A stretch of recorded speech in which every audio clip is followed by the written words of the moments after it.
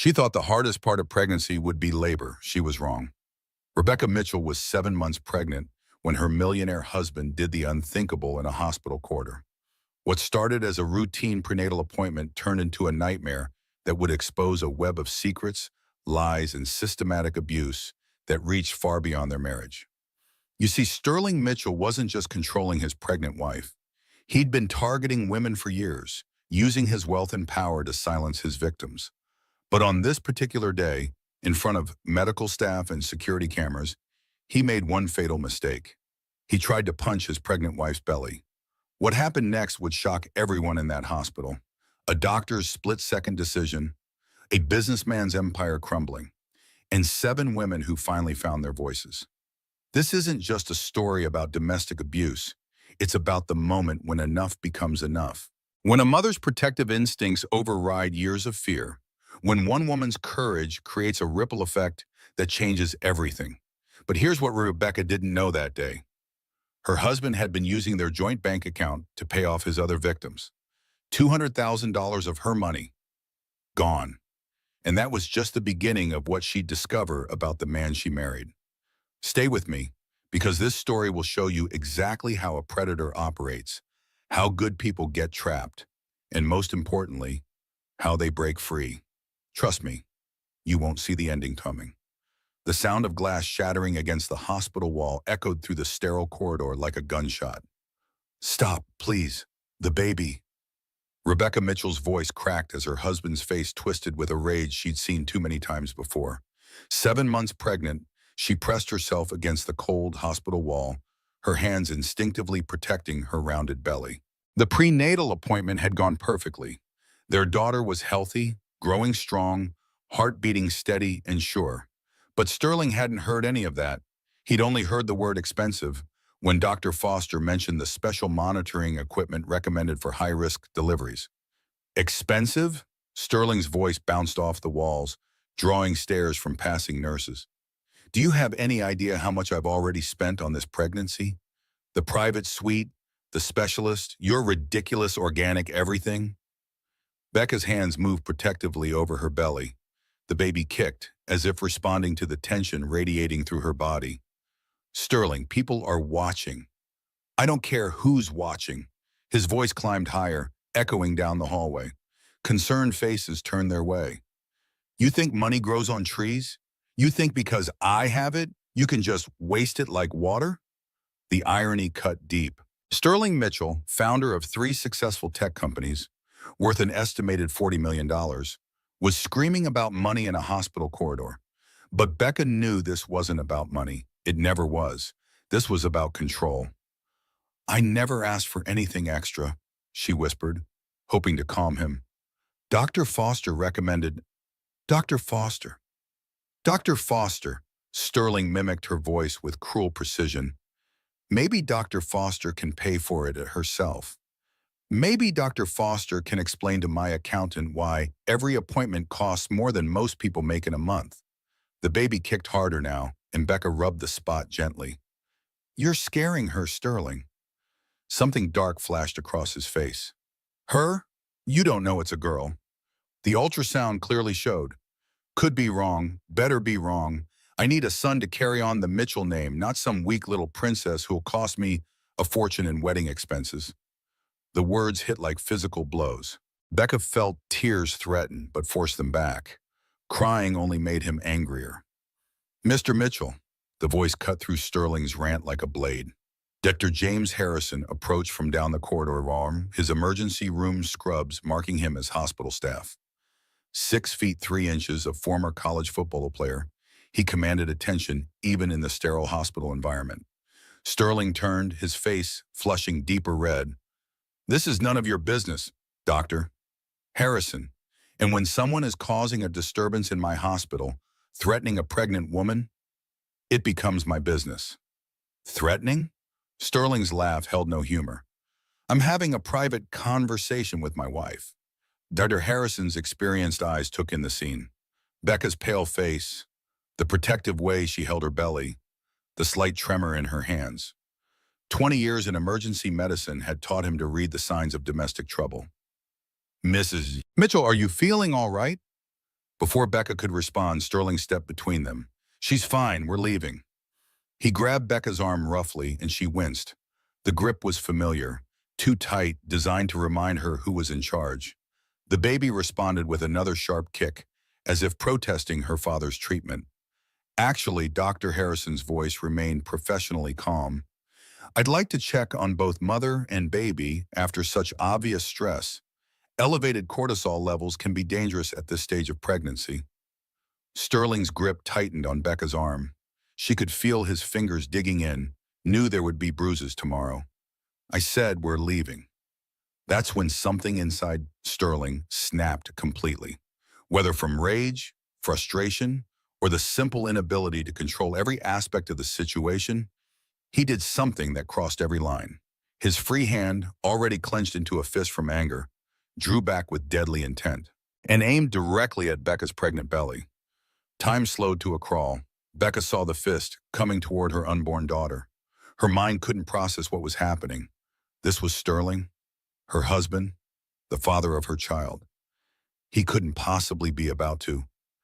The freeze response hit her like paralysis, that split second when your brain simply cannot accept that the unthinkable is actually happening.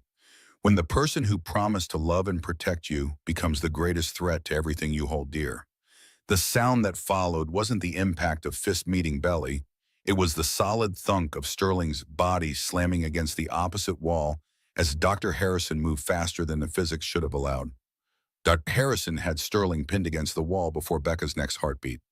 "Security to Corridor 5B, security to Corridor 5B immediately." The intercom crackled overhead, but Dr. Harrison didn't release his hold. His forearm pressed across Sterling's throat with controlled precision, enough to restrain, not enough to harm. "You just attempted to assault a pregnant woman," he said quietly, his voice carrying the authority of someone who'd seen too much violence, in front of multiple witnesses, in a hospital. Sterling struggled against the doctor's grip, his face turning red. "Get your hands off me. Do you know who I am?" A man who just tried to punch his pregnant wife. The words hung in the air like an indictment. Nurses had gathered at a safe distance, some pulling out their phones to document the scene. Hospital security rounded the corner at a run, followed by what looked like an administrator. Becca slid down the wall until she was sitting on the cold floor, her hands wrapped protectively around her belly. The baby was moving frantically now, responding to her mother's skyrocketing heart rate and flood of stress hormones. "It's okay, sweetheart," she whispered to her daughter. "Mommy's okay. You're okay. We're both okay." But were they? The question echoed in her mind as the reality of what had almost happened began to sink in. Sarah Campbell appeared at her side as if materialized from thin air. Becca's best friend since college, now a nurse practitioner at this very hospital, dropped to her knees beside her. "Becca, oh my God, what happened? I heard the commotion from the nurses' station." "I don't know," Becca said honestly, her voice barely above a whisper. "We were just talking about the appointment, and he got angry about costs, and then he just... Sarah, he was going to hit my belly. He was going to hit our baby." Sarah's face went white.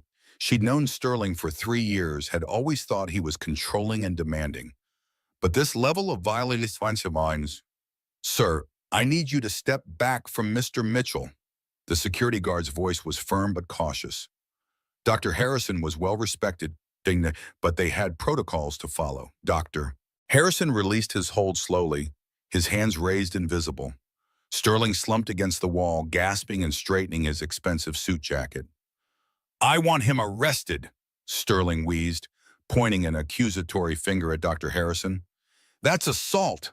I'll have his medical license revoked. I'll sue this hospital into bankruptcy." "Mr. Mitchell." The hospital administrator stepped forward, a woman in her 50s with steel gray hair and the bearing of someone who'd dealt with difficult situations before. "I'm Linda Thompson, hospital administrator. We have security footage of this entire incident. I strongly suggest you speak with our legal department before making any threats." Sterling's eyes darted to the security cameras mounted in the corridor corners. For the first time, uncertainty flickered across his face. "This is ridiculous. I was never going to actually hit her. I was frustrated, making a point." "Your fist was 6 inches from your pregnant wife's abdomen. Dr. Harrison said flatly. Your intent was crystal clear. Becca struggled to stand, Sarah helping her up. Every eye in the corridor was on her now.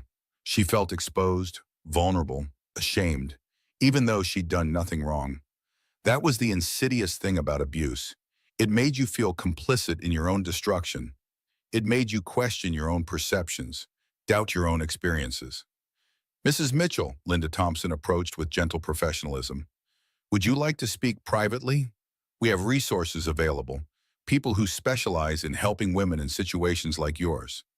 She doesn't need help from strangers, Sterling snapped, his businessman's charm already reasserting itself. This is a private family matter, a misunderstanding that got blown out of proportion. Attempted assault on a pregnant woman is not a family matter, Dr. Harrison said. It's a criminal matter. As if summoned by his words, two police officers appeared at the end of the corridor. Becca's heart sank further into her chest. This was really happening. Her private nightmare was becoming public in the most devastating way possible. The first officer, a woman with kind eyes and graying hair, approached with the careful demeanor of someone experienced in domestic situations. I'm Detective Patricia Walsh. We received a call about a domestic disturbance involving a pregnant woman and threats of violence. Sterling immediately shifted into his polished business persona, the charm that had won him millions in investment capital, the smooth confidence that had convinced Becca to marry him 3 years ago, slid into place like armor. Detective, there's been a serious misunderstanding. My wife is pregnant, emotional, dealing with hormonal changes. We had a disagreement about medical expenses, a normal marital discussion, and this doctor completely overreacted and physically assaulted me. That's not what happened, Becca said quietly. Every face in the corridor turned toward her. Sterling's gaze carried a warning she'd received hundreds of times. It meant, choose your words very carefully. Remember what happens when you don't support my version of events. But something had shifted inside her. Maybe it was the protective instincts of impending motherhood. Maybe it was the stark reality of seeing her husband's fist aimed at her unborn child. Maybe it was simply that she was tired, bone-deep exhausted from 3 years of walking on eggshells. He tried to hit my belly, she said, her voice growing stronger. Dr. Harrison stopped him from hitting our baby. The silence that followed was deafening. Sterling's mask slipped for just a moment, revealing the cold fury underneath. Becca, you're confused.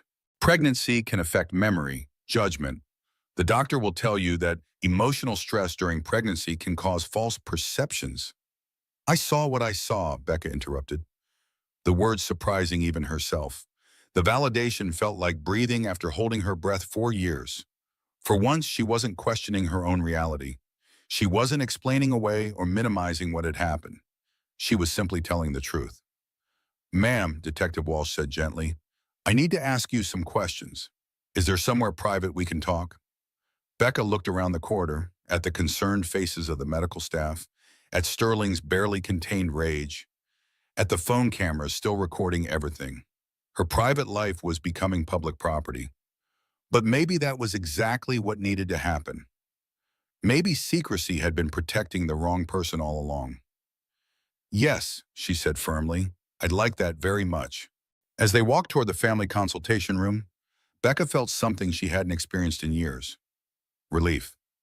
The moment when you stop pretending everything is fine and admit that nothing has been fine for a very long time. When you realize that the person you've been protecting doesn't deserve your protection, and the person you haven't been protecting, yourself, desperately does. The family consultation room was designed for difficult conversations. Soft lighting, comfortable chairs arranged to encourage openness, boxes of tissues strategically placed on every surface. Becca had been in rooms like this before, when her father was dying of cancer 2 years ago. She never imagined she'd be in one because of her husband. Detective Walsh sat across from her, notepad ready but not writing yet. Dr. Amanda Foster, her obstetrician, had been called to check on both mother and baby after the stress of the incident. First things first, Dr. Foster said with a gentle competence Becca had grown to trust. Let's make sure you and the baby are doing well. Can you lie back so I can check your vitals? As the blood pressure cuff tightened around her arm, Becca caught her reflection in the room's window. She looked like a victim. When had that happened? When had she become this pale, frightened version of herself instead of the confident marketing executive Sterling had pursued so relentlessly 3 years ago? Blood pressure is elevated, but that's completely expected given what you've just experienced, Dr. Foster murmured, moving the portable fetal heart monitor over Becca's belly. Baby's heartbeat is strong and steady. She's moving well. Detective Walsh looked up from her notepad with interest. We just found out today, Becca said, placing her hand over the spot where her daughter was kicking. It's definitely a girl. Dr. Foster smiled warmly. Congratulations. Have you chosen a name yet? Becca's throat tightened. Sterling wanted a boy. He said daughters are expensive investments with no return, wedding costs, college expenses that don't benefit the family name. The silence in the room was heavy with unspoken understanding. Mrs. Mitchell, Detective Walsh said carefully, can you walk me through what happened in the corridor? Start from the beginning. Where was the beginning? Today? 3 years ago when she first met Sterling at a tech conference? The first time he'd grabbed her arm too tightly and then sent flowers the next day with a note about being sorry for his passion? We were leaving my regular prenatal appointment, Becca began slowly. Dr. Foster had mentioned some additional monitoring equipment she'd like to use for the delivery. Extra precautions because I'll be 35 when the baby is born. Is cost typically an issue for medical care? Detective Walsh asked. No, Sterling has substantial wealth, multiple successful companies, but Becca searched for the right words. He likes to maintain control over all spending decisions. He reviews every medical bill, questions every charge. Detective Walsh nodded encouragingly. What happened when you left the appointment? He was quiet during the session, but I could feel his anger building. You know that feeling when someone's furious but trying to contain it? The air gets heavy. Both women nodded. They knew. As soon as we got into the hallway, he started lecturing me about being careless with money, about how I don't understand the value of things because I didn't grow up wealthy like he did. Becca's hand moved unconsciously to her belly. I tried to explain that I hadn't requested anything extra, that Dr. Foster was just being thorough. How did he respond? He got louder. People were starting to stare. I asked him to lower his voice because we were in a hospital, and he said he didn't care who was listening, that I needed to learn respect for his financial decisions. Dr. Foster's jaw tightened, but she remained silent, continuing to monitor the baby's movements. When did the situation escalate to physical threats? Becca closed her eyes, replaying the scene in vivid detail. When I mentioned that his shouting was scaring the baby, I put my hand on my belly and said the stress wasn't good for her. That's when he said he hoped the ultrasound was wrong about the gender, that he needed a son, not some weak little girl who would drain his resources. And then? That's when Dr. Harrison appeared and tried to intervene professionally. Sterling got defensive, started asserting his authority as my husband. The angrier he got, the more out of control he became. Detective Walsh leaned forward slightly. Ms. Mitchell, when your husband drew back his fist toward your abdomen, do you believe he intended to strike you? The question hung in the air like a blade. Becca had been preparing for this moment, this choice between protecting Sterling's reputation and protecting her own truth. I know he intended to hit my belly, she said with certainty that surprised even herself. I've seen that look before. I've seen him make that exact movement before with that same expression. He's been physically violent with you previously? The words she'd never said aloud, the reality she'd minimized, rationalized, and explained away for 3 years. A grab wasn't really hitting. A push wasn't really violence. Bruises hidden under long sleeves weren't really abuse. Yes, the admission came out as barely a whisper, but it felt like shouting from a mountaintop. Can you tell me about those incidents? They started small. After we'd been married about 6 months, he'd grab my arm too tightly when he wanted to make a point, push me aside when I was standing where he wanted to walk. Nothing that left visible marks, nothing that seemed serious enough to complain about. Dr. Foster reached over and squeezed Becca's hand gently. When did it escalate? Gradually. I'd gained some weight after the wedding, normal newlywed pounds, and he started making comments about my appearance. how I needed to take better care of myself if I wanted to be a proper wife for someone in his position. And when you didn't lose the weight quickly enough, Becca's voice became smaller. He started helping me remember to make better choices, pinching me when I reached for dessert, grabbing my stomach and telling me how unattractive it looked.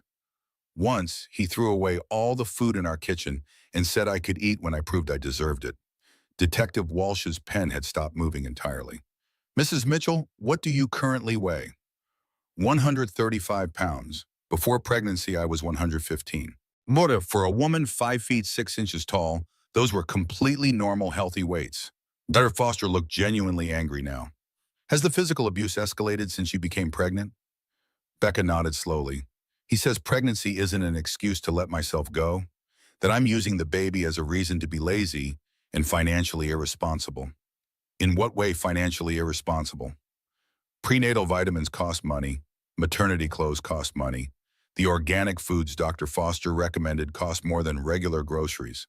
Every appointment, every test, every precaution, Sterling tracks every penny and reminds me constantly how much this pregnancy is costing him. The baby gave a particularly strong kick, and Becca smiled for the first time since entering the room. She's feisty. Dr. Foster says that's a very good sign. Excellent sign, Dr. Foster confirmed. Mrs. Mitchell, I need to ask you directly. Do you feel safe going home with your husband tonight? The question Becca had been dreading.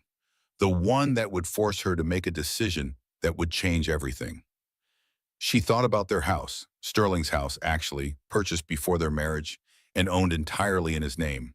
She thought about their shared bank accounts that he monitored obsessively, their mutual friends who were really his business associates, her family 3 states away. She thought about being 7 months pregnant with nowhere to go and no way to support herself independently. I don't know, she whispered. I honestly don't know where else I would go. In the silence that followed, Becca felt her daughter moving steadily in her womb. Strong, determined movements that seemed to say, "We'll figure it out, Mama. We'll find a way." For the first time in hours, she felt a flicker of hope. The moment when you realize you're not as alone as you thought. When you understand that asking for help isn't weakness, it's the first step towards strength. The knock on the consultation room door came like a gunshot interrupting prayer. Mrs. Mitchell, a woman's voice, crisp and professional as expensive silk. I'm Catherine Brennan, legal counsel for Mitchell Technologies. Your husband asked me to check on your well-being. Detective Walsh's expression hardened immediately. Mrs. Mitchell is in the middle of providing a statement to law enforcement. Of course, and I would never interfere with that process. The door opened to reveal a woman in her early 40s, perfectly tailored suit, carrying a briefcase that probably cost more than most people's monthly salary. I simply want to ensure Mrs. Mitchell understands all her options before making any decisions she might later regret. Becca recognized the type instantly. Sterling surrounded himself with people like Catherine Brennan, expensive, efficient, utterly competent, and completely loyal to whoever signed their paychecks. I think Mrs. Mitchell is adequately represented by the victim's advocate services the hospital provides, Dr. Foster said coolly. Catherine's smile was polished perfection that never reached her eyes. Mrs. Mitchell, may I have just a brief moment to speak with you? Detective Walsh stood up. Actually, ma'am, I'm going to have to ask you to wait outside until we finish this interview. Certainly. Catherine's smile broadened, but her words carried subtle menace. But Mrs. Mitchell, before you continue, you should know that your husband is prepared to check himself into the finest private rehabilitation facility in the country. Full anger management therapy, stress reduction counseling, whatever it takes. This entire unfortunate incident could be resolved very quietly, very amicably, without any lasting damage to anyone's reputation. The threat was elegant in its subtlety. Cooperate or watch this become a very public, very messy situation. You should also be aware, Catherine continued smoothly, that statements made under extreme emotional duress often prove unreliable in legal proceedings. Pregnancy hormones can significantly affect memory formation and judgment. Medical experts will testify to that fact if necessary. Dr. Foster shot to her feet like a spring-loaded trap.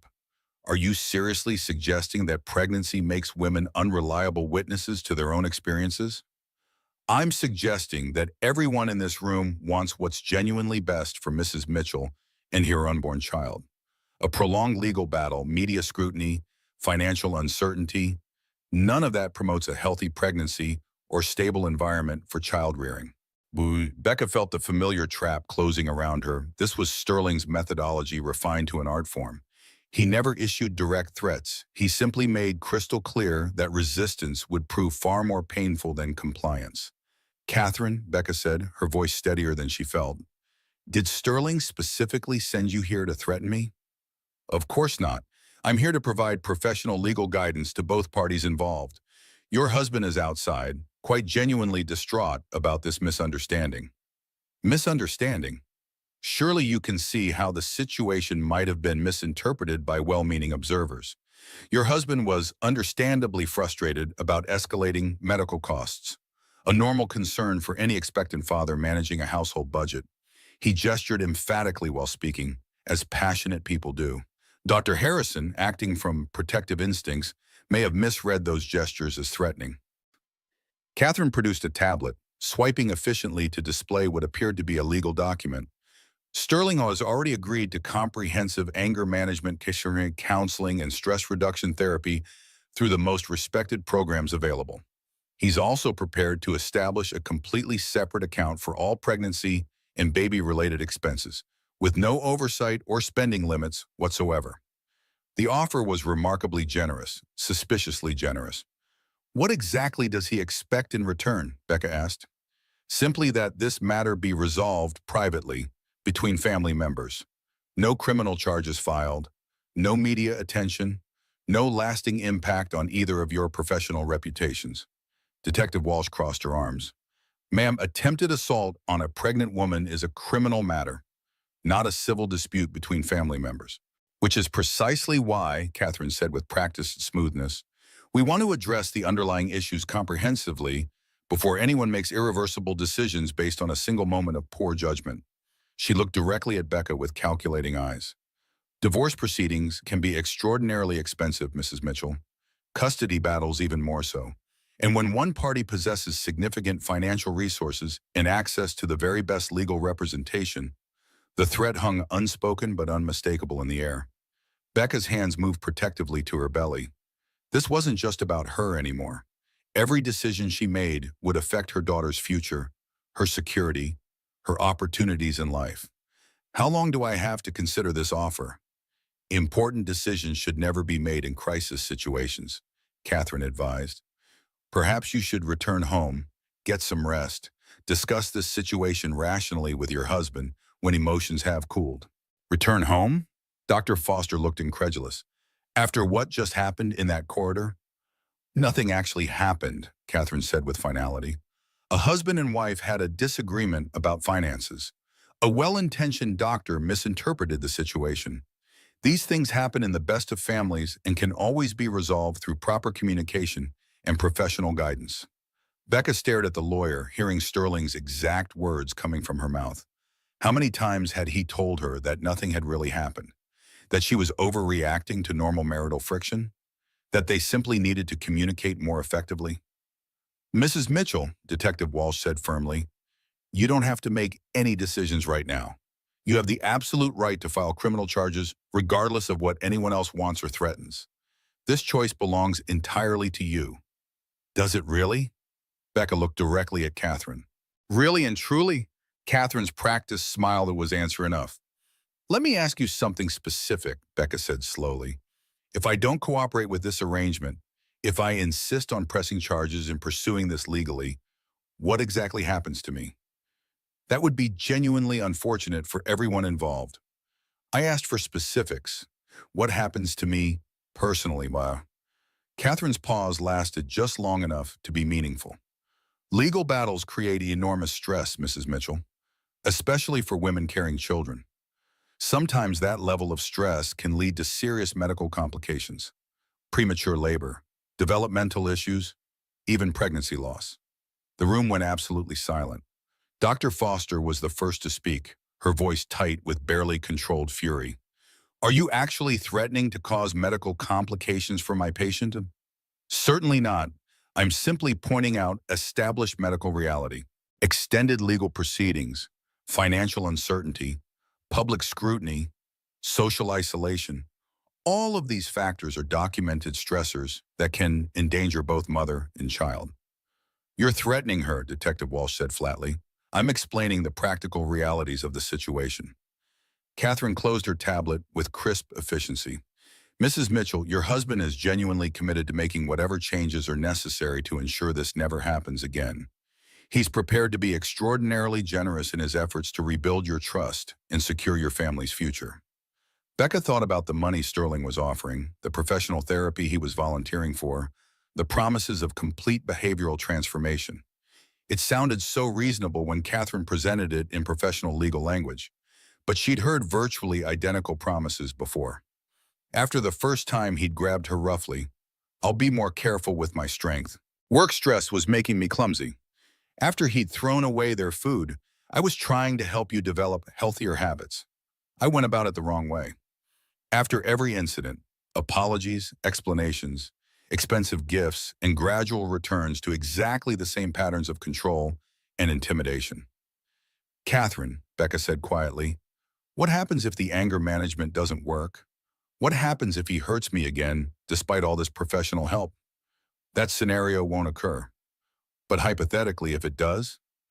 Catherine's professional mask slipped slightly, revealing something calculating underneath. Mrs. Mitchell, your husband is a prominent businessman with extensive community connections. He has a valuable reputation to protect. He won't risk damaging that again. Translation: he'll be more careful not to get caught publicly. I know what I saw today, Becca said firmly. I know what he intended to do to our baby.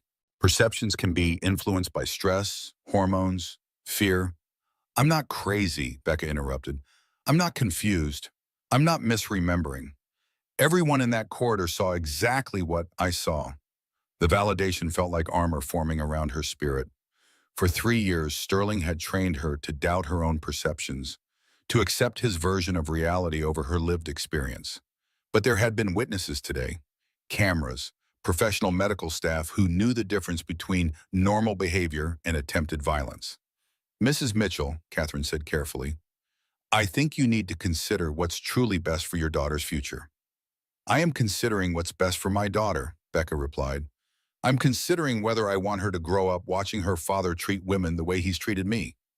The silence that followed felt different. Not oppressive, but expansive. The moment when you stop defending yourself and start protecting someone else entirely. The moment when maternal instinct becomes stronger than fear. I need to see him, Becca said suddenly. I need to hear Sterling say these things himself. Sterling Mitchell sat in the hospital's family waiting area like he owned the entire building. His expensive suit was perfectly pressed despite being slammed against a wall an hour earlier. Phone in one hand, charming smile deployed for every nurse who passed by. To any casual observer, he looked like a concerned, expectant father dealing with a minor pregnancy scare. Becca knew better. She could read the signs that others missed. The tension coiled in his shoulders like a predator preparing to strike. The way his fingers drummed against his knee in the specific rhythm that meant barely controlled rage. The slight tightness around his eyes that signaled he was calculating responses, managing his image, preparing his next move. 3 years of marriage had taught her to see past the performance to the danger that lurked beneath. Becca, he stood as she approached, Catherine trailing behind with Detective Walsh maintaining a protective distance. Sweetheart, thank God you're all right. Is the baby okay? The concern in his voice sounded absolutely genuine. It always did. Sterling's ability to project authentic emotion on command was one of his most dangerous weapons.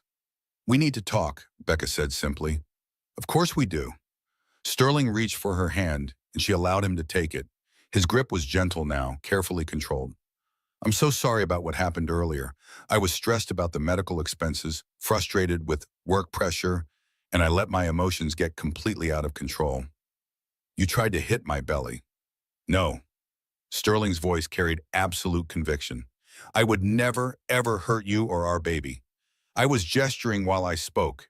You know how I am when I'm passionate about something. Maybe it looked threatening from Dr. Harrison's angle, But I swear to you on everything I hold dear, I would never raise a hand to you. Stop lying. The words came out sharper than Becca had intended.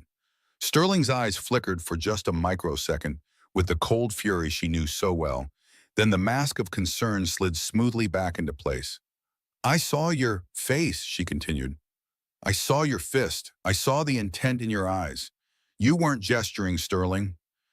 You were going to hit my belly because you were angry that our daughter might cost you money.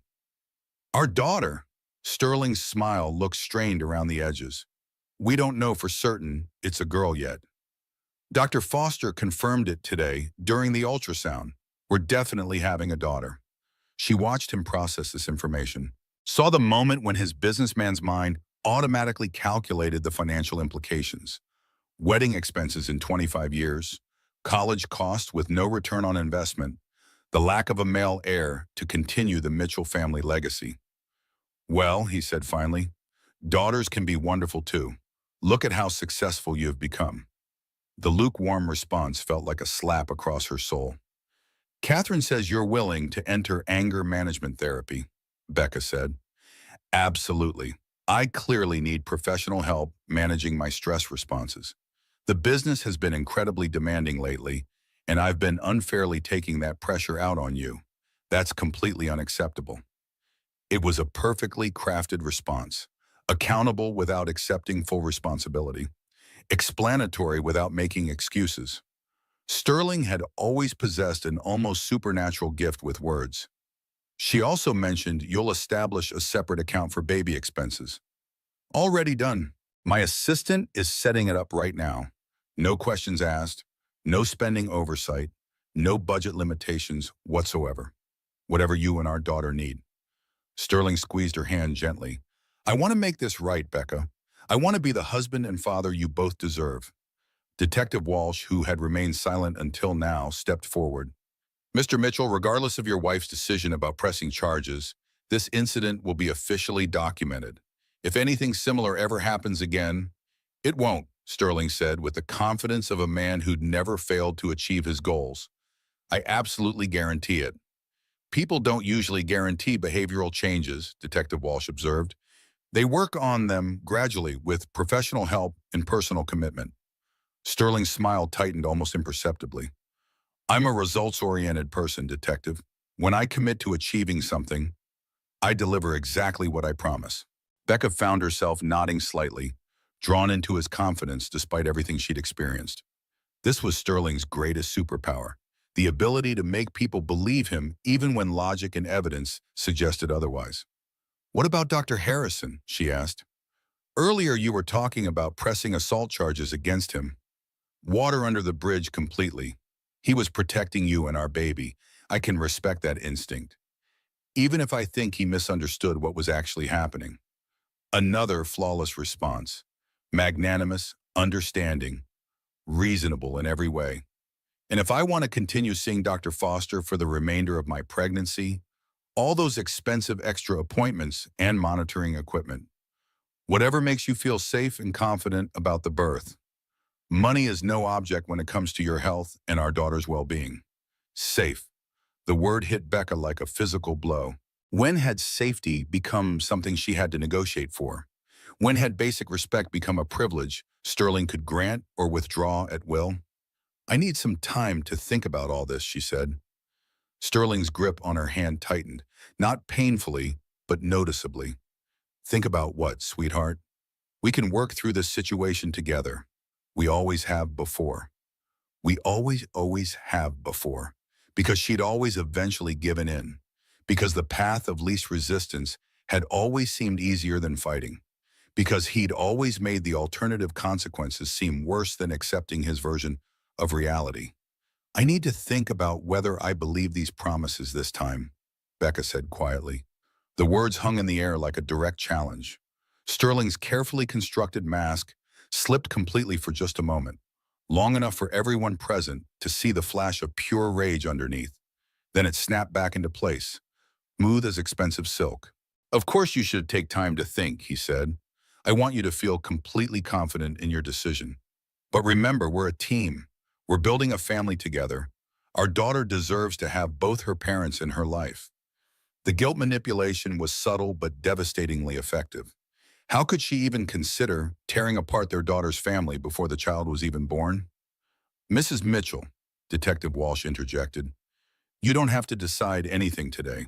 There are resources available, support systems, people who specialize in helping women navigate situations exactly like this one.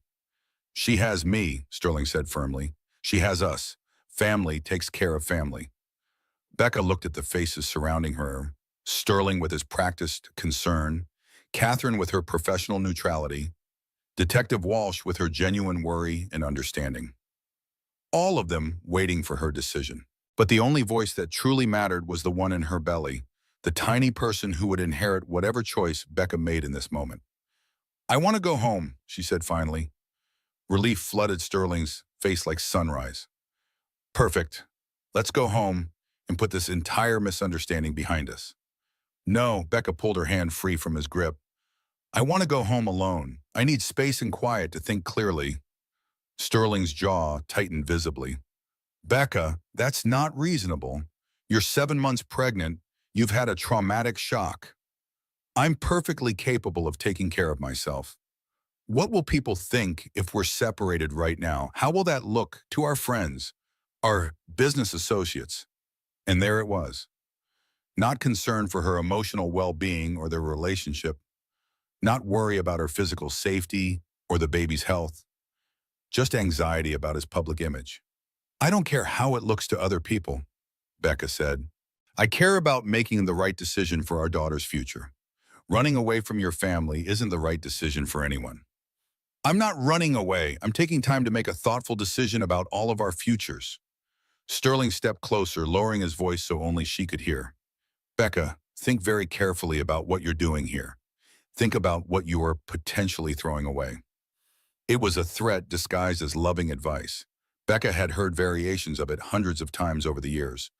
But this time felt different. This time she wasn't alone with him. This time there were witnesses who had seen his true nature.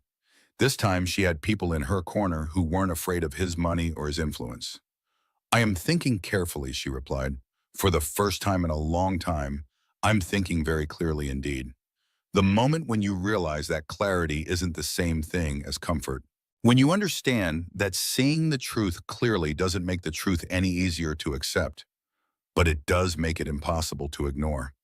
Detective Walsh's next words hit Becca like ice water in her veins. Mrs. Mitchell, there's something else you need to know about your husband's business practices. Sterling went completely still. Catherine stepped forward quickly. Detective, I don't see how Mr. Mitchell's professional affairs could possibly be relevant to this domestic situation. They're extremely relevant, Detective Walsh said calmly, when those business practices demonstrate a clear pattern of intimidation and control targeting women. The hospital waiting area suddenly felt too small, too public. Other families and patients were beginning to stare openly at their group. Perhaps we should continue this conversation somewhere more private, Catherine suggested with obvious discomfort. Excellent idea. Detective Walsh gestured toward the consultation room they'd just vacated. All of you. As they walked, Becca noticed Sterling's carefully maintained composure beginning to crack around the edges. His confident stride became more measured. His charming smile disappeared entirely. His hands kept clenching and unclenching at his sides. Inside the consultation room, Detective Walsh pulled out her phone and scrolled through what appeared to be official emails and documents. Mr. Mitchell, are you familiar with a former employee named Jennifer Parker? Sterling's face went pale as moonlight. I don't see how my former employees are relevant to... Ms. Parker filed a formal complaint with Human Resources 6 months ago, Detective Walsh continued. Would you like to guess what that complaint detailed? Catherine started to speak, but Sterling cut her off with obvious desperation. Whatever Jennifer claimed, she was a disgruntled employee who couldn't meet basic performance standards. According to her sworn complaint, you created a hostile work environment by making inappropriate comments about her physical appearance, questioning her professional commitment when she requested legally mandated maternity leave, and eventually forcing her resignation by making her job responsibilities impossible to fulfill. Becca felt physically sick. She was pregnant? 4 months along when she resigned, Detective Walsh confirmed. Ms. Parker claims Mr. Mitchell told her directly that pregnant employees represented unacceptable liabilities and that women who couldn't commit fully to their positions should reconsider their career priorities. That's completely taken out of context, Sterling began frantically. There's more, Detective Walsh continued, scrolling further through her files. Amanda Brooks, marketing coordinator, resigned after Mr. Mitchell allegedly grabbed her wrist during a performance review and told her she needed to learn proper respect for authority figures. Becca's wrist burned with phantom pain. How many times had Sterling grabbed her in exactly the same way? Sarah Williams, executive assistant, filed a detailed complaint about Mr. Mitchell throwing office supplies during angry outbursts and creating what she described as an atmosphere of constant fear among female staff members. These are disgruntled employees coordinating false stories for potential lawsuit settlements, Catherine said firmly. 7 women, Catherine, 7 different women over the past 2 years, all reporting nearly identical patterns of behavior. Sterling exploded with sudden fury. This is character assassination. None of these women could handle working in a demanding, high-performance environment. A demanding work environment? Detective Walsh looked up from her phone with steel in her eyes. Is that what you call threatening physical violence against employees? I never threatened anyone with violence. According to Ms. Williams' sworn statement, you once swept everything off your desk during a rage episode and told her directly that accidents tend to happen when people don't listen carefully enough. Becca stared at her husband as if seeing him clearly for the first time. Sterling, these women are lying, he said desperately, his voice climbing toward panic. They're coordinating their stories to destroy my reputation and extort money from me. Actually, Detective Walsh said, they don't know about each other's complaints. Each report was filed separately and independently. Our investigation has been completely confidential until now. Investigation? Catherine looked genuinely stunned. The district attorney's office has been building a comprehensive case against Mr. Mitchell for workplace harassment, intimidation, and creating hostile environments. Today's incident simply adds another significant layer to the existing evidence. The room spun around Becca like a carnival ride. 7 women, 7 different women who had experienced Sterling's rage and controlling behavior in professional settings, just like she had been experiencing it at home. Were any of them pregnant when She couldn't finish the question. 3 of them were expecting children, yes, including one woman who suffered a miscarriage just 1 week after Sterling allegedly told her that pregnancy was nature's way of weeding out the professionally uncommitted. Becca's hands flew protectively to her belly. The baby kicked frantically, as if responding to her mother's surge of stress hormones. He actually said that to a pregnant woman? According to her detailed, sworn statement, yes. Sterling's carefully constructed mask had completely crumbled now. The charming businessman was gone, replaced by the angry, desperate man Becca recognized from their worst private moments. These women are trying to destroy everything I've built, he shouted. They want money, media attention, revenge for their own professional failures. Mr. Mitchell, Detective Walsh said quietly, 7 women don't independently invent identical stories with matching details. Becca, Sterling turned to her with wild eyes. You know me better than anyone. You know I would never. These women are lying. They have to be lying about everything. But Becca was remembering things now. Comments Sterling had made about his female employees that she'd dismissed as normal workplace frustrations. His frequent complaints about overly emotional women on his staff. The remarkably high turnover rate among women in his companies, particularly those who got married or started families. The marketing coordinator who resigned last year, she said slowly. Lisa Matthews. You said she couldn't handle the pressure of a fast-paced environment. Sterling's jaw worked soundlessly. You said she was too sensitive, that she took normal business feedback too personally. She was unsuited for, did you grab her wrist the same way you grabbed mine, Sterling? The silence stretched between them like a vast chasm. It wasn't, I was trying to get her attention during an important discussion. She wasn't listening properly. Did you physically grab your employee the same way you physically control me? Catherine stepped forward quickly. Mrs. Mitchell, these are serious allegations that require careful legal. I'm asking my husband a direct, simple question. Becca's voice was steady, but her heart was racing like a hummingbird's wings. Did you put your hands on your female employee the same way you put your hands on me? Sterling's face crumpled like wet paper. It's not the same thing at all. You're my wife. That's completely different. How is it different? Because, Sterling struggled desperately for words. Because we're married. Because I love you. Because sometimes you need guidance to understand. Sometimes I need guidance or you hurt me. I don't hurt you. You tried to hit my pregnant belly today. I was never going to actually hit you. But you have hit me before. The admission hung in the air like smoke from a fire everyone could now see clearly. Sterling's eyes darted frantically around the room, looking for an escape route that didn't exist. Those were accidents, misunderstandings, moments when communication broke down. 7 female employees, Becca said quietly. All accidents and misunderstandings? Sterling's breathing was becoming rapid and shallow. Becca recognized the signs. He was losing complete control of the situation, and that always made him dangerous. This is a coordinated attack, he said wildly. These women, the police, the hospital, maybe even you, everyone's working together to destroy me financially and professionally. Mr. Mitchell, Detective Walsh stood up slowly. I think we need to— No! Sterling wheeled on her with pure fury. I can see exactly what this is. You're all conspiring together to destroy an innocent man. My own wife participating in a conspiracy against me. Sterling, stop talking, Becca said firmly. Just stop. He turned to her, and for a moment she saw something that might have been genuine desperation beneath the rage. Becca, please, don't let them destroy our family. Think about our daughter. Think about what this kind of scandal will do to her future opportunities. Their daughter, the baby who was moving restlessly in Becca's womb, responding to the chaos and stress surrounding her before she was even born. I am thinking about her, Becca said quietly. I'm thinking about what kind of father you really are. What kind of man you've always been. I can change. I will change completely. You've said that before, many times. This time is different. Why?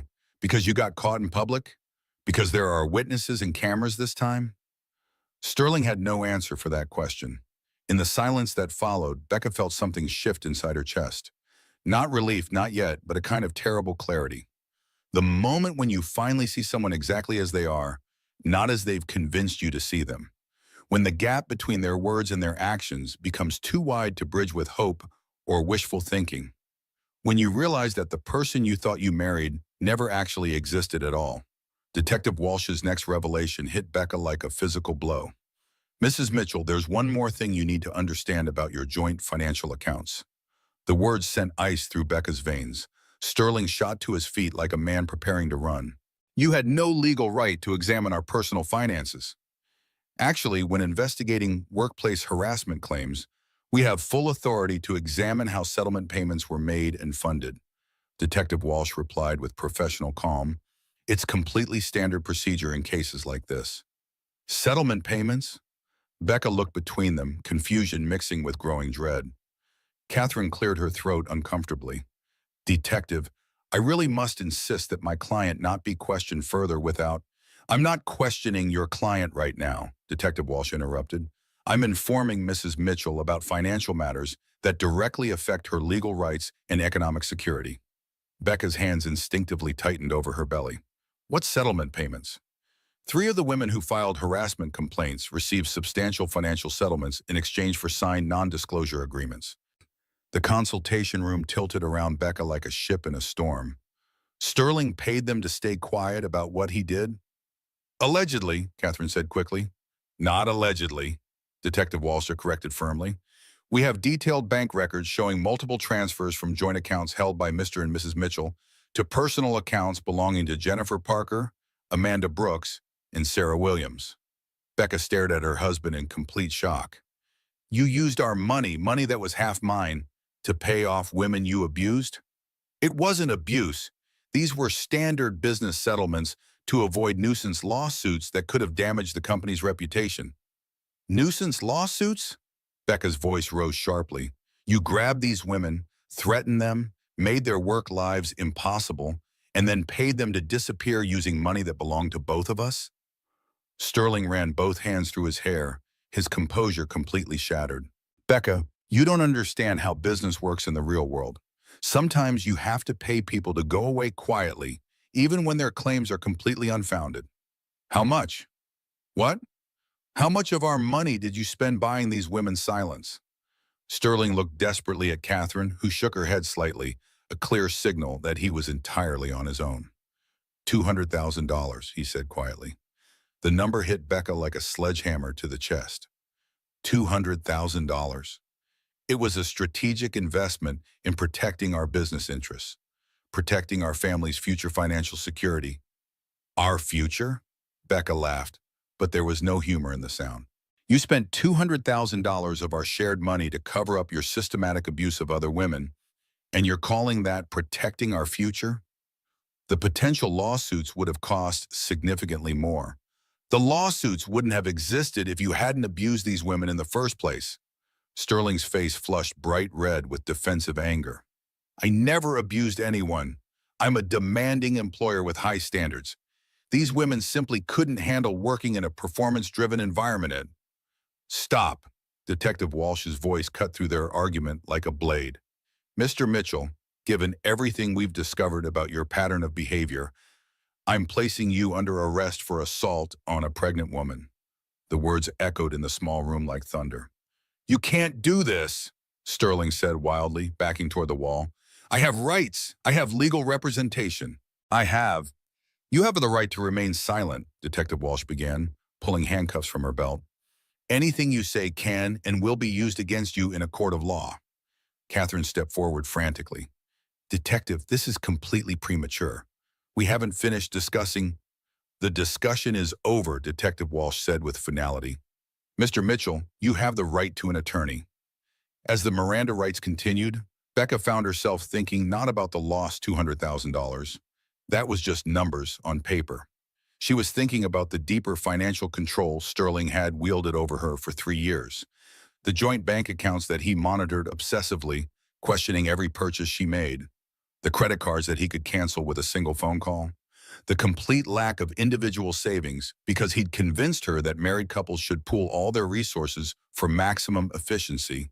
The way he'd made her feel guilty and selfish for every dollar she spent on herself, while secretly using their shared money to cover up his crimes against other women.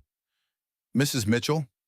Durr Foster's gentle voice broke through her thoughts. Are you feeling all right? You look very pale.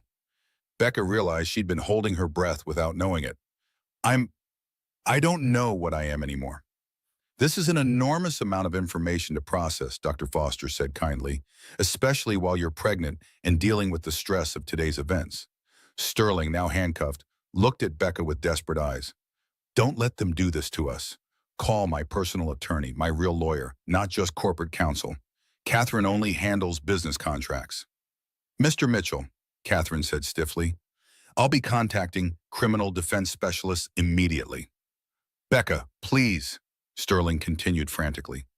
Think about what this means. Think about the media attention, the gossip, the scandal.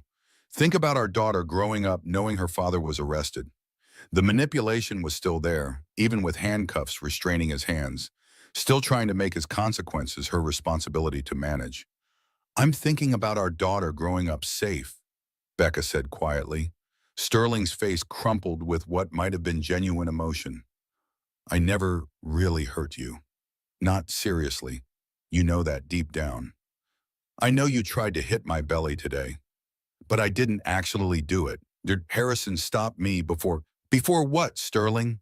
Before you hit your 7 months pregnant wife? The admission hung in the air like a signed confession. Detective Walsh led Sterling toward the door, but he twisted back desperately toward Becca.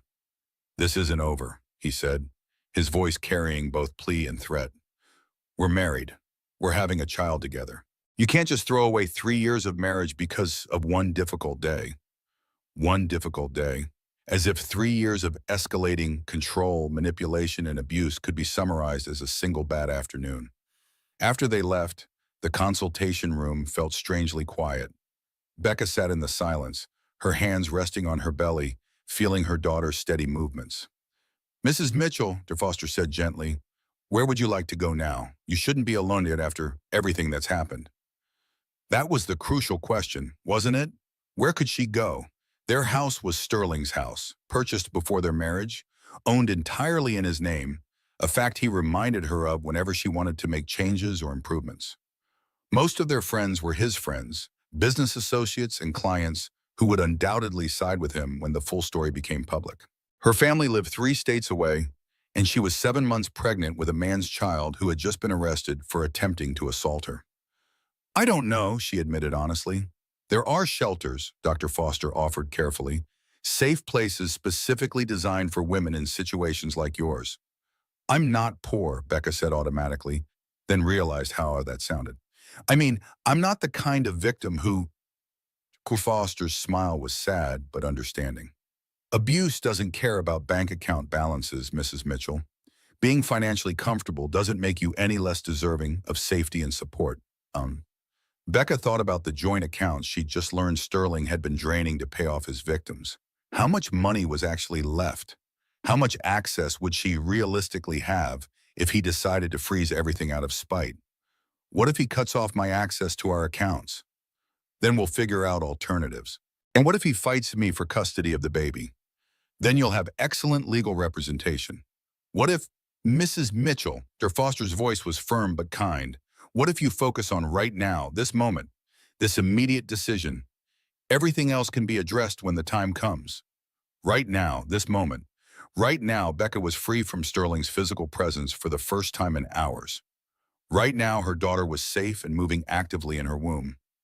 Right now, she had a choice to make about their future. The moment when you realize that surviving the crisis isn't the same thing as being saved from it. When you understand that the real work, rebuilding your life from scratch, is just beginning.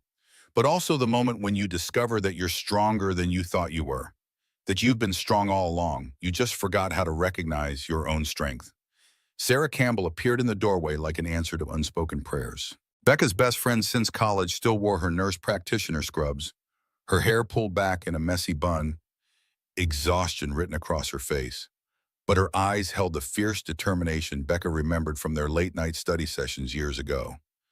"I heard what happened," Sarah said, crossing the room to pull Becca into a careful hug that accommodated her pregnant belly. "I'm so sorry I wasn't here sooner. I was in surgery with a trauma patient and couldn't leave." Sarah. For the first time all day, Becca felt tears threatening to break through her emotional walls. "I don't know what to do next." "First, you don't have to do anything except breathe," Sarah said, pulling back to study her friend's face. "Second, you're absolutely not going through any of this alone." Dr. Foster smiled warmly. "I'll leave you two to talk. Ms. Mitchell, I want to see you tomorrow morning for a follow-up appointment. Given the stress you've experienced today, we need to monitor both you and the baby very closely." After she left, Sarah sat down in the chair Detective Walsh had vacated. "Tell me everything. All of it.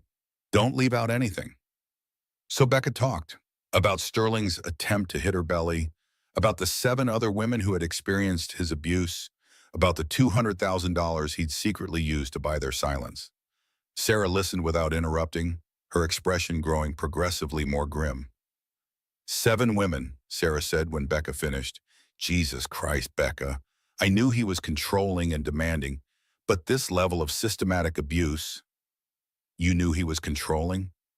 Sarah looked uncomfortable, choosing her words carefully.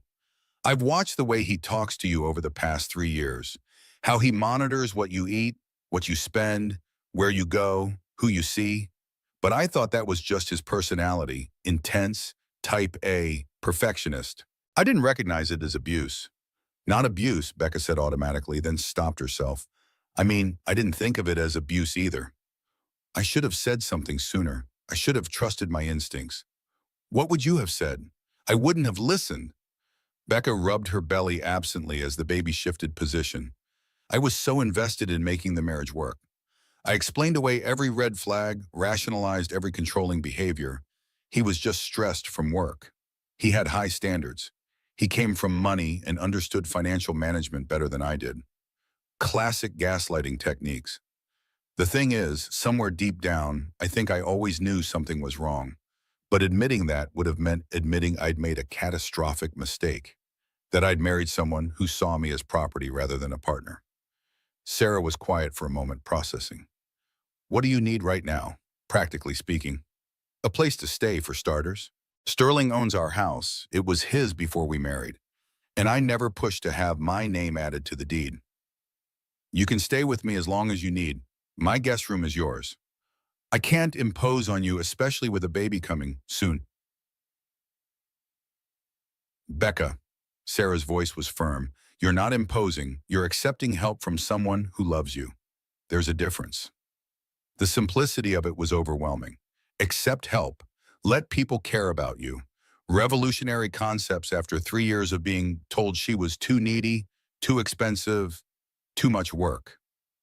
What about money? Sterling controls all our bank accounts. We'll figure that out tomorrow. For tonight, you need rest and safety. He'll come looking for me. Let him try. I live in a secure building with excellent security cameras. And after today, he'll have much bigger problems than the tracking you down. Becca's phone buzzed with a text message from an unknown number. This is Catherine Brennan. Your husband has been released on bail. He's very anxious to speak with you and resolve this unfortunate misunderstanding. Please call me at your earliest convenience. Sarah read the message over Becca's shoulder. Block that number immediately. She's his lawyer. She's his lawyer, not yours. You don't owe her or him anything. Another text appeared, this one from Sterling's personal number. Becca, please come home. We need to talk about our future. I love you. I love our daughter. Don't let them destroy our family over a misunderstanding. The words were perfectly crafted to trigger maximum guilt. Don't let them destroy our family, as if his arrest was somehow her fault rather than the consequence of his own actions. Block that one too, Sarah said firmly. What if there's a real emergency? What emergency could he possibly have that would require your immediate attention? It was an excellent question. For 3 years, Sterling had convinced her that she was essential to his emotional well-being, that he needed her constant availability and support.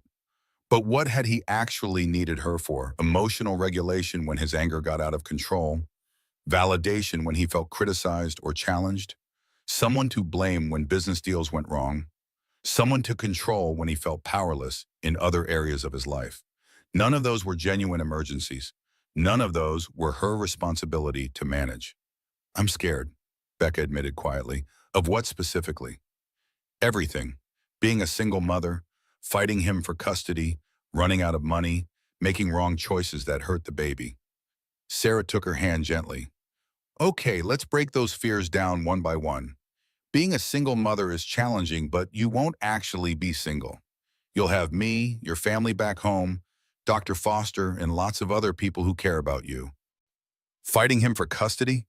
With his arrest record and documented pattern of abuse, plus his own employees testifying against him, you'll have a very strong legal case.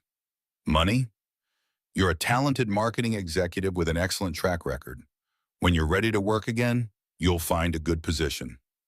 But what about right now? What about the next few months before the baby comes?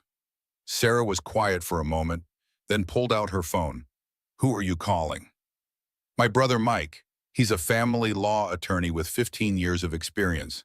He'll know exactly what options you have for accessing marital assets, filing for temporary support, protecting yourself legally.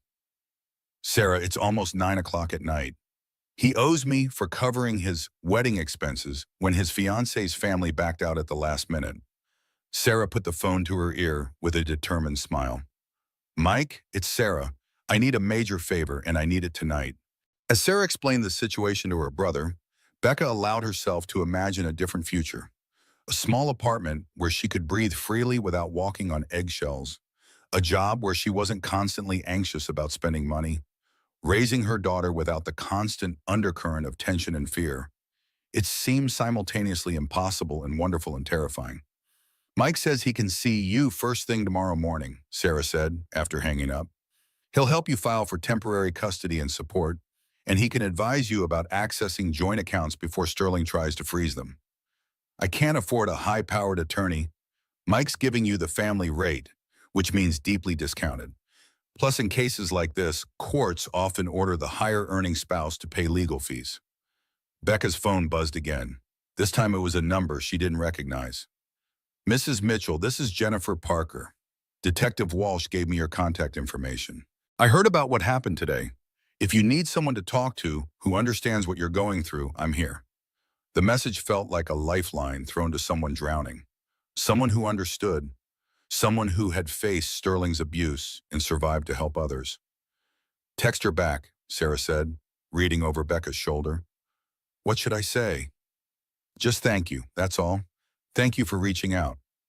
As Becca typed her response, another message appeared from a different unknown number.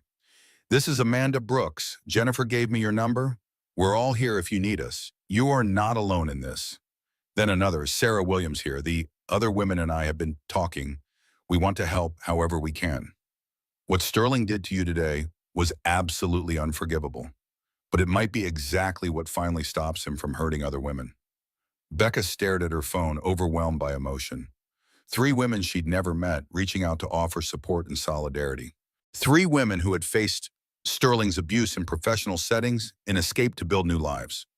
3 women who proved that survival was not only possible, but could lead to strength and purpose. Look at that, Sarah said softly.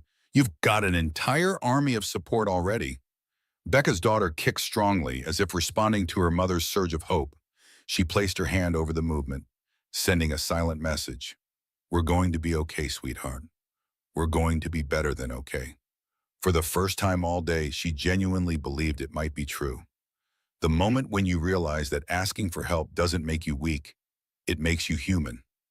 When you discover that there are people in the world who will stand with you simply because it's the right thing to do.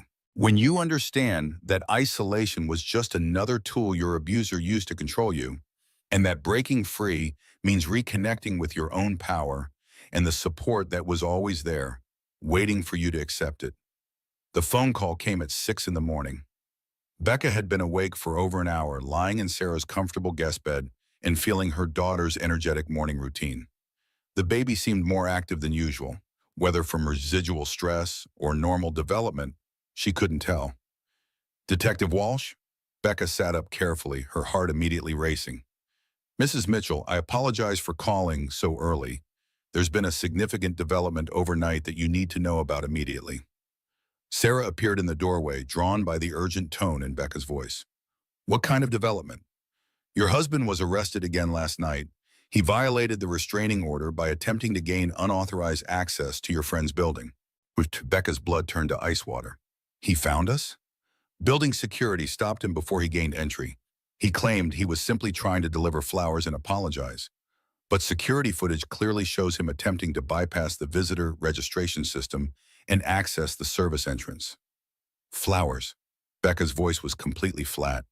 He tried to break into the building to deliver flowers. There's more, Mrs. Mitchell.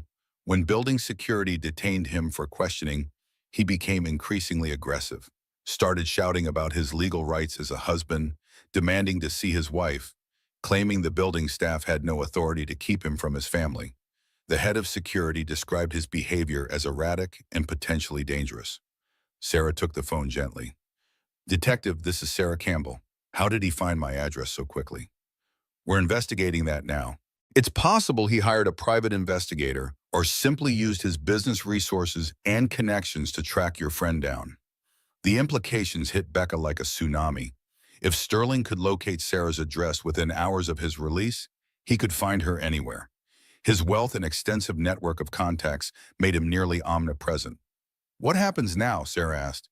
He's being held without bail this third time before. Violating a restraining order while facing assault charges demonstrates a pattern of escalating behavior that judges take very seriously. Becca took the phone back. Detective, can I ask you something personal? Of course. How many times have you seen this progression? Men who start with emotional control and escalate to physical violence. There was a long pause. Too many times to count, Mrs. Mitchell. But I can tell you this, the fact that you're asking that question means you're thinking clearly about the bigger picture. I keep waiting to feel relieved about his arrest, but I just feel empty. That's completely normal. You've been living in survival mode for so long that safety feels strange and unfamiliar. Your nervous system needs time to adjust to not being in constant danger. After the call ended, Becca sat in Sarah's quiet kitchen, processing the reality that Sterling had attempted to find her within hours of making bail. The flowers had been pure manipulation. He'd been planning to force his Pornian into the building, to use his physical presence and wealth to intimidate her back into compliance. "We need to discuss long-term safety planning," Sarah said gently. "I know, but realistically, what can I do? He has millions of dollars, business connections everywhere, the ability to hire private investigators and security firms. How do you hide from someone with those resources? You don't hide. You build a life so strong and well-supported that his attempts to control it become irrelevant." It sounded idealistic, but Becca wanted desperately to believe it was possible. Her phone rang again, this time showing her mother's number. "Becca, Sarah called me last night and explained everything. I'm flying out this morning." "Mom, you don't need to drop everything and come here." "Yes, I absolutely do. You're my daughter, you're 7 months pregnant, and you're dealing with a crisis. I'm coming, and that's final."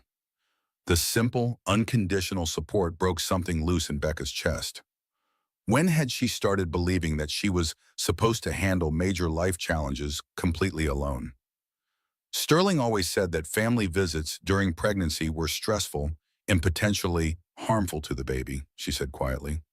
"Sterling is an abusive bastard whose opinions about family visits are worth exactly nothing," her mother replied with characteristic directness. "I'll be there by this afternoon." After hanging up, Becca realized something important. She'd been automatically repeating Sterling's medical opinions as if they were established scientific facts. How many times had she declined help, avoided social situations, or made decisions based on what Sterling claimed was medically best for her pregnancy? "Sarah, can I ask you something honestly?" "Always." "How long have you suspected that Sterling was abusive?" Sarah considered the question carefully. "I think I started worrying seriously about 6 months after you got married. You began changing in subtle ways, becoming more anxious, more apologetic about everything, more diminished." "Diminished?" "Like you were trying to take up less space in the world. You stopped expressing opinions in group conversations. You started checking your phone obsessively, as if you were afraid of missing some urgent message. You began declining invitations to things you used to love doing." Becca thought about the marketing conferences she'd stopped attending because Sterling said they were networking wastes of time and money. The monthly girls' nights she'd abandoned because he needed her at home for important discussions. The photography hobby she'd given up because he found her equipment cluttering their shared spaces. Death by 1,000 tiny compromises. "Why didn't you say something directly?" "I tried in subtle ways. Remember when I suggested that couples a communication workshop at the community center?" Becca did remember Sterling had laughed it off, saying they didn't need strangers telling them how to talk to each other. "I should have been more direct," Sarah continued, "but abusers are incredibly skilled at isolating their victims from people who might speak up. He made sure you always had reasonable explanations for his behavior." The doorbell rang and both women froze instinctively. "Probably just a delivery," Sarah said, but she checked the security monitor carefully before opening the door. It was Jennifer Parker. The woman was younger than Becca had expected, maybe 28 years old, with tired eyes and a determined set to her shoulders. She carried a large cardboard box and what appeared to be a thick legal folder. "I hope it's okay that I came by," Jennifer said. "Amanda and Sarah Williams wanted to come too, but we thought that might feel overwhelming." "What's in the box?" Becca asked curiously. Jennifer's smile was grim but satisfied. "Evidence. Everything we've collected about Sterling's behavior over the past 3 years. Employment records, email communications, text messages, witness statements from other employees who were afraid to come forward officially." She set the box on Sarah's kitchen table with obvious reverence. "Detective Walsh said the district attorney is building a comprehensive case, but we wanted to make sure you had copies of everything too." Becca stared at the box as if it contained explosives. "How much evidence is there?" 3 years worth of documentation. "We've been systematically collecting everything since Jennifer first filed her HR complaint," Amanda said. speaking for the first time. We knew that eventually someone with resources and credibility would take him seriously. Someone like me. Someone exactly like you. No offense, but you being his wife, being pregnant, the incident happening in a public hospital with the medical witnesses, it creates a perfect storm of circumstances that he can't charm or buy his way out of. Becca opened the box and pulled out a folder labeled Email Communications. The first page was a printout of an email Sterling had sent to Jennifer. Your emotional outbursts during team meetings are unprofessional and disruptive. If you cannot maintain appropriate workplace behavior, you should consider whether this position is suitable for someone in your current condition. Your current condition? Becca looked up. I was 3 months pregnant, Jennifer said quietly. That email was sent the day after I informed HR about my pregnancy. The next page was even worse. Pregnancy is not a disability, and I will not treat it as such. If you cannot fulfill 100% of your job responsibilities, I'll find someone who can. Page after page of similar communications. Not just to Jennifer, but to Amanda, Sarah Williams, and 4 other women. A clear, documented pattern of targeting pregnant employees and women who wouldn't submit to his control. He's a predator, Becca said quietly. Yes, Jennifer agreed, but he's also incredibly arrogant. He documented everything in writing because he thought his wealth and position made him untouchable. Recorded meetings? Amanda pulled out her smartphone. Company policy requires all performance reviews to be audio recorded for legal protection. Sterling forgot about that when he said this to me. She pressed play, and Sterling's voice filled Sarah's kitchen. You need to understand that your continued employment depends entirely on your attitude and cooperation. Women who create problems in my organization tend to find their career prospects very limited. I'd hate for that to happen to a promising young professional like yourself. Becca closed her eyes, recognizing the tone. False concern masking a direct threat. The other women who filed complaints? Some are willing to testify in court. Others are still too frightened of his retaliation. But between the 3 of us and all the documented evidence, the district attorney believes they have an exceptionally strong case. In my role? You're the keystone, Jennifer said gently. You're his wife, you're pregnant, and the assault attempt was witnessed by multiple medical professionals. You make it impossible for him to claim this was all just workplace misunderstandings with disgruntled employees. Becca's daughter kicked vigorously and she placed her hand over the movement protectively. What exactly do you need from me? Just the truth, your story, what he did to you, how the abuse escalated over time, what happened yesterday at the hospital. I can do that. There's something else important, Amanda said carefully. We've been in contact with women from his previous companies. This pattern of behavior goes back at least 5 years, probably longer. You weren't his first victim, but with your help, you might be his last. The weight of that responsibility felt enormous. Becca wasn't just fighting for herself and her unborn daughter. She was fighting for every woman who might cross Sterling's path in the future. When do we start, she asked. The moment when you realize that your survival isn't just about you anymore. When you understand that speaking your truth isn't just about healing your own wounds. It's about preventing others from being wounded in the same way. When you discover that courage isn't the absence of fear, but the decision that something else is more important than your fear. 3 months later, Becca stood in the courthouse bathroom, splashing cold water on her face and trying to calm her racing heart. Today was sentencing day. Today, a judge would decide how Sterling Mitchell would pay for his crimes. At 32 weeks pregnant, she was large and uncomfortable, but her daughter was healthy and increasingly active. Dr. Foster had cleared her to attend the hearing, though she'd insisted on having medical support standing by in case the stress triggered early labor.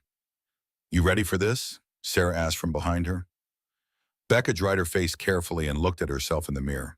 The woman looking back was fundamentally different from the one who'd been attacked in a hospital corridor 3 months ago. Stronger, calmer, more genuinely herself than she'd been in years. I'm ready. The courtroom was packed beyond capacity. Jennifer, Amanda, and Sarah Williams sat in the front row, along with 2 other women who had found the courage to come forward after Sterling's arrest made national news. Becca's mother sat directly behind them, having relocated to the city to help with baby preparations and provide emotional support. Detective Walsh stood near the prosecutor's table, her presence both professional and protective. Sterling sat at the defendant's table in an expensive suit, flanked by two high-priced criminal defense attorneys. He'd lost considerable weight during his time in custody, and his hair was graying noticeably at the temples. Prison had clearly not been kind to him. Catherine Brennan was conspicuously absent.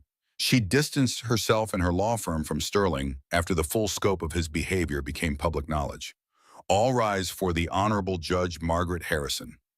Judge Harrison entered with the bearing of someone who'd seen every type of human behavior and wasn't easily impressed. She was a woman in her 60s with sharp, intelligent eyes and a well-earned reputation for fair but firm justice. The trial had been swift and decisive. Sterling's expensive legal team had tried desperately to paint him as a demanding but not abusive employer, and his attack on Becca as an isolated incident triggered by pregnancy-related stress.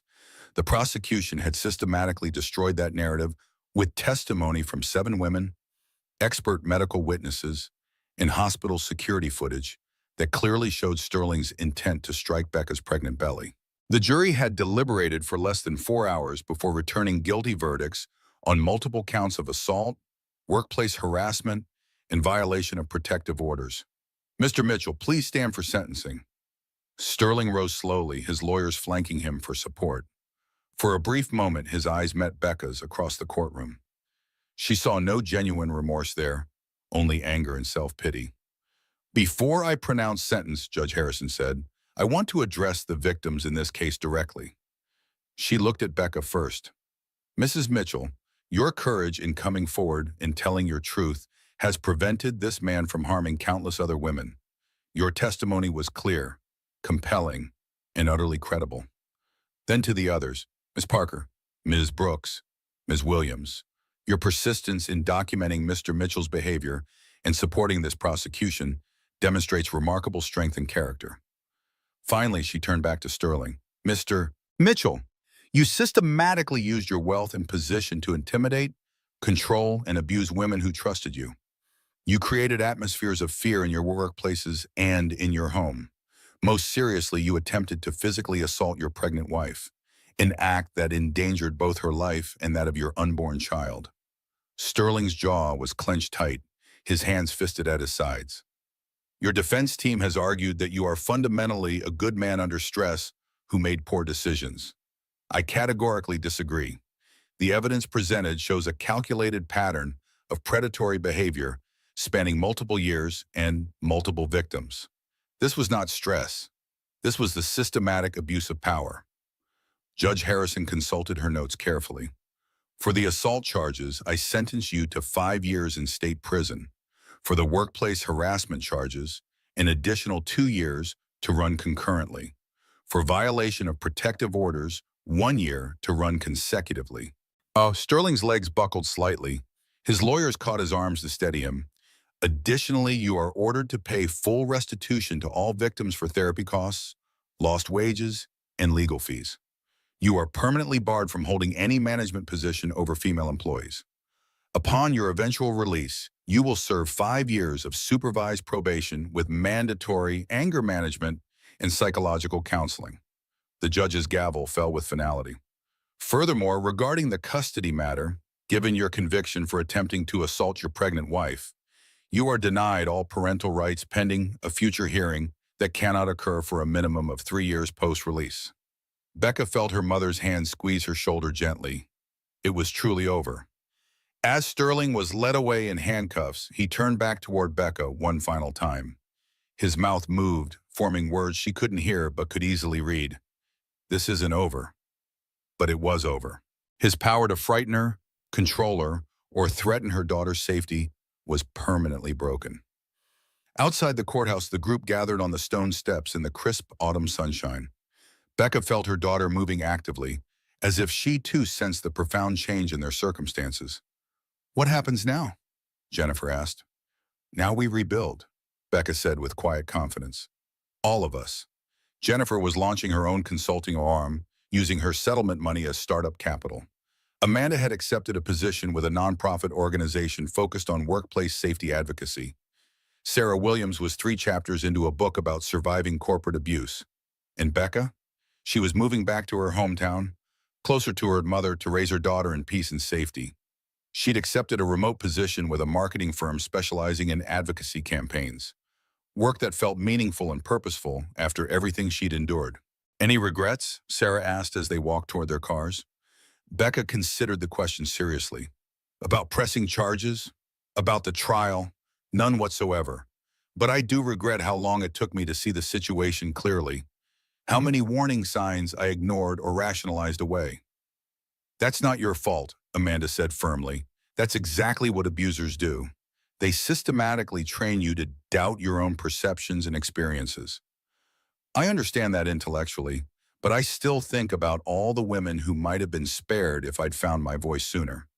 And how many women are being protected now because you did find your voice? Jennifer countered. The ripple effects of courage extend in all directions. Dr. Harrison appeared as they reached the parking area. He'd testified during the trial about the medical implications of domestic violence during pregnancy, and his intervention had been crucial evidence in the prosecution's case. Mrs. Mitchell, how are you feeling? Relieved, exhausted, ready to meet my daughter. Becca smiled genuinely. She's been particularly active today, like she knows something important happened. Babies often respond to their mother's emotional states. She probably feels your sense of resolution and peace. Becca's phone buzzed with a text from Dr. Foster.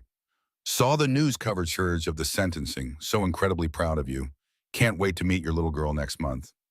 Next month, in just 4 weeks, Becca would become a mother, not the anxious, controlled version of motherhood Sterling had envisioned, but something entirely her own. What are you going to tell her when she's old enough to ask about her father? Sarah asked as they prepared to part ways. Becca had contemplated this question countless times during her pregnancy. The truth, in age-appropriate ways, that sometimes people who should love us don't know how to do it safely. That she deserves to be treated with respect and kindness always. That standing up for yourself isn't selfish. It's absolutely necessary. And if he tries to contact her when she's older, then she'll have been raised by women who taught her to recognize manipulation and value her own worth. She'll make her own informed decisions with full knowledge of who he really is. The group exchanged heartfelt hugs and promises to stay closely connected. As Becca walked to her car with Sarah and her mother, she felt the weight of the past 3 months settling into something like genuine peace. You know what I realized today? She said as they drove through the familiar city streets. What's that, sweetheart? Her mother asked from the passenger seat. I spent 3 years being afraid of Sterling's anger, but I was never afraid of his sadness or disappointment. When he was angry, he was genuinely dangerous. When he was sad, he was manipulative. But I never once saw him express genuine remorse or take accountability for the harm he caused. What's the difference? Sarah asked from the driver's seat. Anger and sadness focus entirely on his feelings, his pain, his sense of loss. True remorse would have focused on the damage he inflicted on others. He was always the victim in his own narrative, even when he was actively victimizing other people. They drove in comfortable silence for a while, past the familiar landmarks of the city where Becca had met Sterling, married him, and ultimately found the strength to leave him behind. Tomorrow she would fly home to her mother's house, where a beautiful nursery waited, painted in soft yellows and greens, filled with books and toys and unlimited possibility. Next week, she would begin her new job. In 4 weeks, she would become a mother. The future stretched ahead of her, uncertain but no longer frightening. For the first time in years, uncertainty felt like possibility rather than threat.